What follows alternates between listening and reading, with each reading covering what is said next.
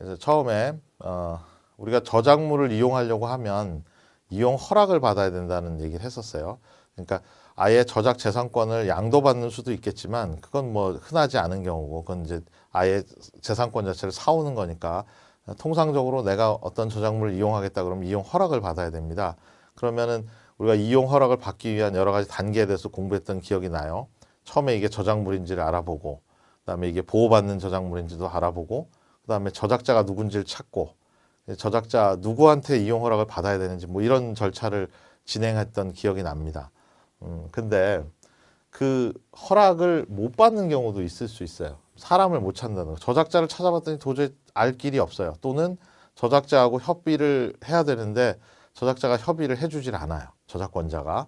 그래서 그런 경우에는 허락이 없더라도 허락을 못 받았더라도 저작물 이용이 대중에게 필요 불가결한 경우 이걸 이용해서 쓰게 해줘야 되는 경우가 있을 수 있어요.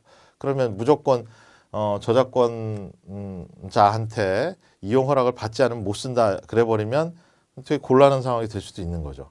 그래서 그런 경우에는 어떻게 하느냐? 적정한 대가를 지급하고 저작물을 이용하게 하는 제도다.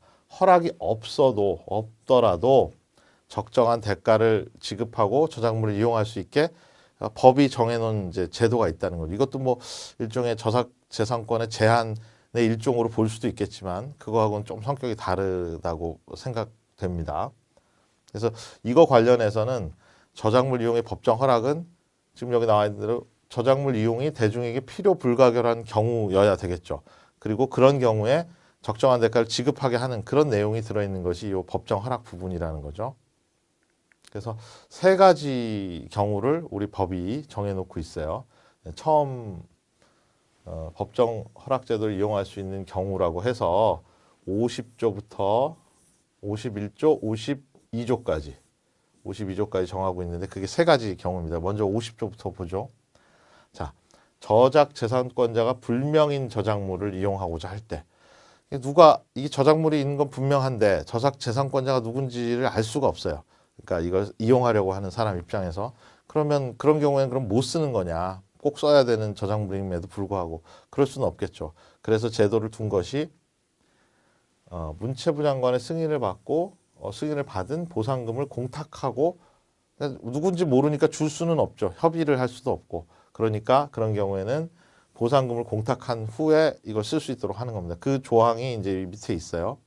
누구든지 뭐 대통령이 정하는 기준에 해당하는 상당한 노력을 기울였어도 노력을 해봐야 되겠죠. 물론 뭐 금방 쉽게 찾을 수 있는 저작자가 있음에도 불구하고 이 조항에 의해서 나는 그냥 보상금만 내고 쓰겠다. 이건 말이 안 되겠죠. 당연히 상당한 노력을 기울였음에도 불구하고 저작 재산권자나 그의 거소를 알 수 없어서 이용 허락을 받을 수 없는 경우 그런 경우에 이제 이 법정 허락 제도를 쓸 수 있다는 거예요. 그런 경우에는 문화체육관광부 장관의 승인을 얻은 후에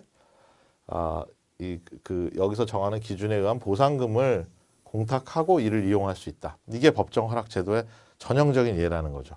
그러니까 그것도 보상금을 내지 않으면 사실은 법정 허락 제도를 이용할 수 없는 거예요. 그러니까 이게 아예 보호 안 되는 거라면 뭐 이용 허락 받을 필요도 없는 거겠지만 보호받는 저작물인 것으로 보이는데 저작 재산권자가 어디 있는지 또는 누구인지 알 수 없는 경우 그런 경우에는 이렇게 할 수 있다는 겁니다. 요 밑에 부분은 뭐 법정 허락의 기준이나 보상금에 관련해서 뭐 어떻게 정해야 된다 이런 부분이니까 중요한 내용은 아니고 요 1항의 부분 그러니까 이런 경우에 저작재산권자가 불명인 경우에 보상금을 납부하고 이렇게 저작물을 이용할 수 있다.